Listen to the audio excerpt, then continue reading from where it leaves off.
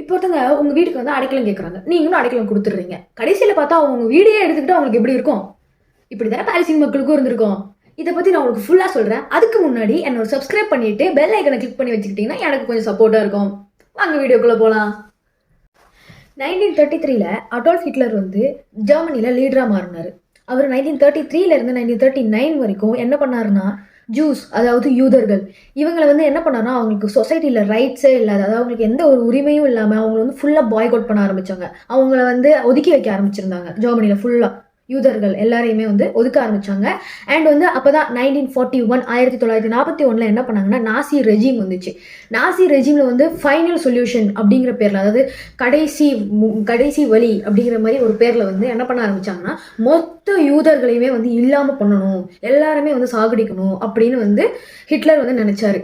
இதில் என்னாச்சு அப்படின்னா, நிறைய பேர் வந்து ஷூட் பண்ணி கொண்டாங்க. பார்த்த எல்லா யூதர்களையும் வந்து ஷூட் பண்ணி கொண்டாங்க. நிறைய பேரை கேஸ் சேம்பர்ஸில் போட்டாங்க. அதாவது இந்த மூச்சு முட்டி சாகுற அளவுக்கு வந்து எல்லாரையும் கூட்டமாக ஒரே இடத்துல பூட்டி போட்டு மூச்சு திணறி சாவாங்க தெரியல, அந்த மாதிரிலாம் வந்து அவங்க சாகடிச்சாங்க. நிறைய பேர் சின்ன சின்ன குழந்தைங்களெல்லாம் வந்து வேலை பார்க்க வச்சாங்க. அதாவது சைல்டு லேபரிங் பண்ணி அவங்க அதிகமாக வேலை பார்க்க வச்சு அவங்க வேலையிலே வந்து செத்து போகிற அளவுக்கு வந்து பண்ணாங்க.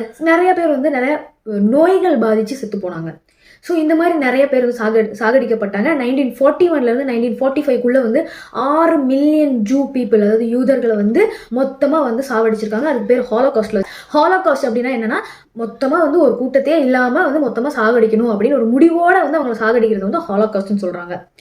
1945 அதாவது 1945 வந்து செகண்ட் வேர்ல்டு வார் முடிவுக்கு வருது. அந்த டைம்ல வந்து உயிர் தப்பிச்ச, அதாவது 1945 வந்து வேர்ல்டு வார் எண்டுக்கு வருது, வேர்ல்டு வார் 2 வந்து எண்டுக்கு வருது. அந்த டைம்ல வந்து தப்பிச்ச யூதர்கள் என்ன பண்றாங்க அப்படின்னா, நிறைய யூரோப் ஃபுல்லா வந்து நிறைய வந்து கேம்ப்ஸ் வந்து ஸ்ப்ரெட் ஆயிருக்கு. அந்த கேம்ப்ல எல்லாம் போய் அவங்க வந்து இருக்கிறாங்க. அண்ட் நிறைய பேர் என்ன பண்ணாங்க அப்படின்னா, பாலஸ்தீனுக்கு மைக்ரேட் ஆனாங்க. எதுக்காக பாலஸ்தீனுக்கு மைக்ரேட் ஆகும்னு கேட்டா, அந்த பாலஸ்தீன் இருந்த இடத்துல ஆக்சுவலா வந்து ஜூ பீப்புள் அந்த டைம்ல அதுக்கு அவங்களோட ஆன்சிஸ்டர் லேண்டு, அதாவது பாலஸ்தீன் இருந்த ஒரு இடம் வந்து பாலஸ்தீனா மாறுறதுக்கு முன்னாடி எல்லாம் வந்து அது வந்து அங்கே ஜூ பீப்புள் இருந்திருக்காங்க. அவங்களோட லைக் ஆன்சிஸ்டர் ஹோம்லேண்ட், அவங்களோட பண்டையர்கள் வந்து வாழ்ந்த ஒரு இடம் வந்து அந்த இடத்துல தான் இருக்குது. ஸோ வந்து அங்கே மைக்ரேட் ஆக ஆரம்பிச்சிருக்காங்க. அந்த டைமில் வந்து பாலஸ்தீன் வந்து பிரிட்டிஷ்க்கு கண்ட்ரோலில் இருந்துச்சு, பிரிட்டிஷோட கீழே வந்து கண்ட்ரோலில் இருந்துச்சு. அந்த டைமில் வந்து இவங்க வந்து உள்ள மைக்ரேட் ஆக ஆரம்பிச்சிட்டு இருந்திருக்காங்க பாலஸ்தீனுக்குள்ள. அப்போ வந்து என்ன பண்ணியிருக்காங்கன்னா, அரப் கண்ட்ரிஸ் இருக்குல்ல, ஸோ இந்த அரப் கண்ட்ரிஸ் என்ன பண்ணியிருக்காங்கன்னா, இதை வந்து தடுத்திருக்காங்க, அப்போஸ் பண்ணியிருக்காங்க. இல்லை இந்த மாதிரி வந்து திடீர்னு இவ்வளோ பேர் உள்ள வர்றதை வந்து தடுத்திருக்காங்க. பட் என்னதான் பண்ணாலும் அது வந்து பிரிட்டனுக்கு கீழே இருந்திருக்கு. ஸோ பிரிட்டிஷருக்கு கீழே இருந்தனால என்ன ஆயிடுச்சுன்னா, அவங்க வந்து ஓகே இவங்களுக்கும் வந்து எந்த பாதிப்பும் இருக்கக்கூடாது. அண்ட் அந்த டைமில் வந்து இவங்க மேலே வந்து பயங்கரமான வந்து ஒரு எம்பத்தி இருந்திருக்கு. அதாவது ஐயோ பாவம் அவங்க அப்படின்னு வந்து அந்த டைமில் எல்லாருக்குமே தோணுச்சு. ஏன்னா வந்து ஹிட்லர் வந்து அந்த அளவுக்கு எல்லாரும் கொண்டுகிட்டு இருந்தால. ஸோ அதனால வந்து இவங்க மேலே ரொம்ப வந்து பாவப்பட்டு கரிசனப்பட்டு எல்லா நாடுகளும் வந்து எதுவுமே பேசாமல் இருந்துட்டாங்க. அண்ட் வந்து இதை வந்து சரி கட்டணுங்கிறதுக்காக என்ன பண்ணாங்கன்னா, பிரிட்டிஷர்ஸ் வந்து என்ன பண்ணாங்கன்னா, இதை வந்து லைக் ஸ்ட்ரிக்டாக லிமிட் பண்ணாங்க. இத்தனை பேர் தான் உள்ளே போகணும் அப்படிங்கிறத ஸ்ட்ரிக்டாக லிமிட் பண்ணாங்க. வந்ததில் வந்து கொஞ்சம் லிமிட்டட் நம்பர் ஆஃப் ஆட்களை மட்டும் உள்ளே அலோவ் பண்ணியிருக்காங்க. மிச்ச ஜூ பீப்புள் எல்லாம் என்ன பண்ணாங்கன்னா, மறுபடியும் கேம்புக்கே போங்க அப்படின்னு சொல்லி திருப்பி அனுப்பியிருக்காங்க. பட் என்னதான் வந்து இப்படி விட்டாலும் அவங்க வந்து இவ்வளோ நல்ல ஒரு இடத்த வந்து விட்டுட்டு போவாங்க. அவங்களுக்கு அந்த டைமில் சேஃப் பிளேஸ் ஒன்று தேவைப்பட்டுச்சு. ஸோ அதனால அவங்க என்ன பண்ணாங்கன்னா, இல்லீகலாக வந்து உள்ளே வர ஆரம்பிச்சாங்க. நிறைய குரூப்ஸ், ஆல்ரெடி உள்ளே போன குரூப்ஸ் எல்லாம் என்ன பண்ணியிருக்காங்கன்னா, நிறைய பேர் வந்து குரூப்பாக அவங்க வந்து உள்ளே வந்து இழுத்துட்டு வந்திருக்காங்க. பாலஸ்தீனுக்குள்ளே வந்து அவங்க வந்து யாருக்கும் தெரியாமல் வந்து உள்ளே கூட்டு வந்திருக்காங்க. அண்ட் 1947 அப்போ வந்து பிரிட்டனால வந்து உள்கலவரத்தை வந்து தாங்க முடியல, அதாவது அவங்களால கண்ட்ரோல் பண்ண முடியல. அதாவது பாலஸ்தீன் மக்களுக்கும், அதாவது அரப் கண்ட்ரீஸில் அரப் மக்களுக்கும், அதே மாதிரி வந்து இந்த யூதர்களுக்கும் வந்து கிளாஷ் ஆக ஆரம்பிச்சிருக்கு. இதை வந்து அவங்களால கண்ட்ரோல் பண்ணவே முடியல. அட்லாஸ்ட் வந்து பிரிட்டன் என்ன பண்ணுறாங்க அப்படின்னா, இதை வந்து இந்த கண்ட்ரோலை, அதாவது இந்த பாலஸ்தீனை வந்து இந்த கண்ட்ரோல் பண்ணுறதை வந்து தூக்கி யுனைடெட் நேஷன்ஸ்க்கு கொடுத்துட்றாங்க. November 29 1947 அப்போ வந்து யுனைடெட் நேஷன்ஸ் வந்து என்ன பண்ணுறாங்க அப்படின்னா, பிரிக்கிறாங்க. இதுக்கு மேலே வந்து இந்த சண்டையை வந்து கொண்டு போகக்கூடாதுன்னு சொல்லிட்டு அந்த லேண்டை வந்து ரெண்டாக பிரிக்கிறதுக்காக பண்ணுறாங்க. ஜெருசலேம் வந்து சென்டரில் இருக்குது. அந்த ஜெருசலேமை வந்து இன்டர்நேஷனலாக மாற்றி வச்சிடுறாங்க. பட் என்னாச்சு அப்படின்னா, இது வந்து அதாவது யூதர்களோட தலைவர் வந்து என்ன பண்ணிட்டாருன்னா, அது வந்து ஓகே அப்படி சொல்லி அக்செப்ட் பண்ணிக்கிட்டாங்க. ஏன்னா அவங்களுக்கு வந்து ஒரு நல்ல ஒரு இடம் தேவைப்படுச்சு தனியாக வந்து இண்டிபெண்டாக வாழ்றதுக்கு. ஸோ அதை அவங்க அக்செப்ட் பண்ணிக்கிட்டாங்க. ஆனால் அரப் கண்ட்ரிஸ் சும்மா இருக்குமா? அரப் கண்ட்ரிஸ் வந்து இல்லை, முடியாது, அது எப்படி நீங்கள் வந்து திடீர்னு வந்து நாங்கள் வாழ்ந்துட்டு இருந்த ஒரு இடத்துல வந்துட்டு ஒரு கூட்டத்தை உள்ளே இழுத்துட்டு வந்தீங்க, உள்ளே இழுத்துட்டு வந்துட்டு திடீர்னு வந்து ரெண்டா வந்து நாடை பிரிக்கணும், எங்கள் இடத்த பிரிக்கணும் அப்படின்னு சொன்னால் எப்படி சரியாகும் அப்படின்னு சொல்லிட்டு சண்டை போட ஆரம்பிச்சிருக்காங்க. அண்ட் வந்து இது தாங்க முடியாது பிரிட்டிஷ் என்ன பண்ணிட்டாங்கன்னா, அவங்க எதுவுமே பண்ணாமல் அமைதியாக இருந்துட்டாங்க. அதுக்கப்புறம் என்ன ஆயிடுச்சுன்னா, கொஞ்சம் மாதங்களுக்கு அப்புறம் வந்துட்டு இஸ்ரேலுக்கும், அதாவது யூதர்கள் இருக்கிறாங்களா அவங்க என்ன இஸ்ரேல் அதுக்கு பேர் வைக்கல, அண்ட் இஸ்ரேலுக்கும் அரப் கண்ட்ரிஸுக்கும் அதிகமான கிளாஷ் ஆக ஆரம்பிச்சுது. இதை வந்து யுனைடெட் நேஷன்ஸால் எதுவுமே பண்ண முடியல, அவங்க வந்து சும்மா தான் இருந்தாங்க. அண்ட் அந்த டைமில் என்ன ஆச்சுன்னா யூதர்கள் வந்து என்ன சொன்னாங்கன்னா இஸ்ரேலோட ரிப்பப்ளிக்குக்காக நாங்கள் போராடுவோம் அப்படின்னு சொல்லிட்டு ஒரு சண்டே ஆரம்பிச்சாங்க, டிக்ளேர் பண்ணாங்க. அந்த டைமில் வந்து என்ன ஆயிடுச்சு அப்படின்னா May 15, 1948 Egypt, Jordan, Syria, Iraq எல்லா இடத்துல இருந்து வந்து அவங்க வந்து ஆர்மி கொண்டு வந்தாங்க. ஆர்மியை கொண்டு வந்து நிறுத்தினாங்க, பாலஸ்தீனில் நிறுத்தினாங்க.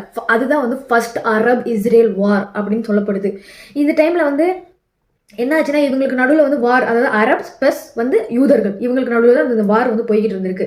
கடைசியில் என்ன ஆச்சு அப்படின்னா இந்த யூதர்கள் வந்து என்ன பண்ணிட்டாங்கன்னா அவங்க வின் பண்ணிட்டாங்க.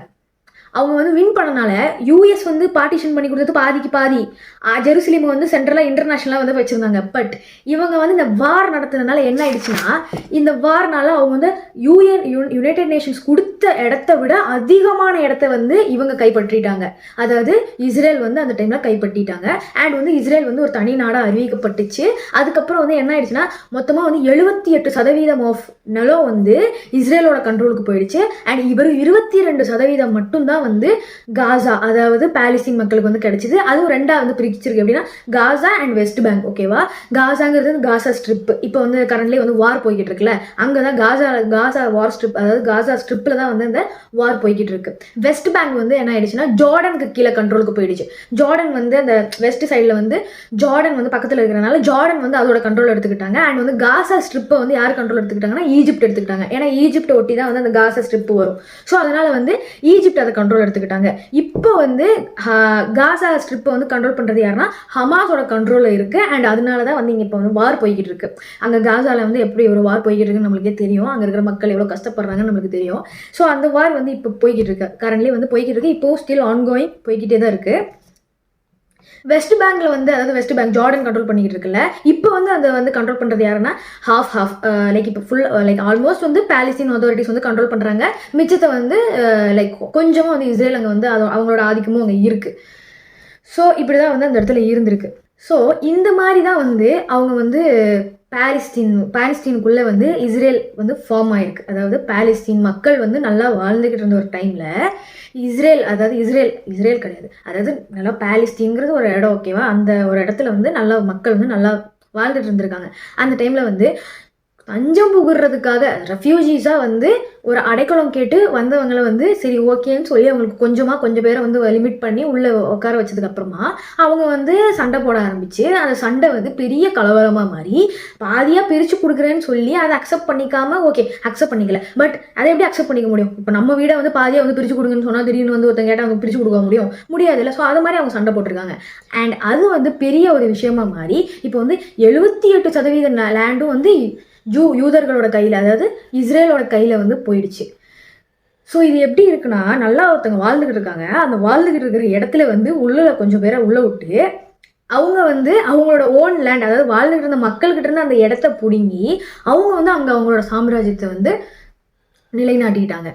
அண்ட் இப்போ என்னடானா அந்த சாம்ராஜ்யம் வந்து பத்தலை, அவங்களுக்கு வந்து ஃபுல்லாக அந்த பாலஸ்தீன்கிறதே மொத்தமாக இஸ்ரேல் அப்படின்னு மாற்றணுங்கிற அளவுக்கு வந்து அவங்க வந்து காசாவை வந்து இப்போ அட்டாக் பண்ணிக்கிட்டு இருக்காங்க. இப்படி தான் வந்து இஸ்ரேல் வந்து அந்த இடத்துல ஃபார்ம் ஆயிருக்கு.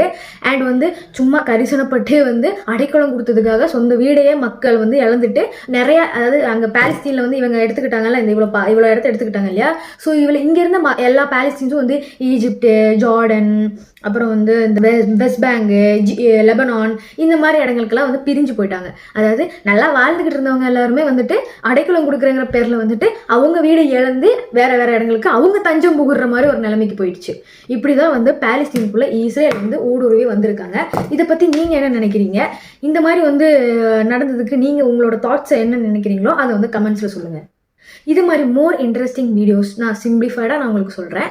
அதுக்கு மறக்காமல் நீங்கள் என்ன ஒரு சப்ஸ்கிரைப் பண்ணிவிட்டு பெல் ஐக்கனை கிளிக் பண்ணி ஒரு லைக் ஷேர் கொடுத்தீங்கன்னா ரொம்ப சப்போர்ட்டிங்காக இருக்கும். Until then, bye.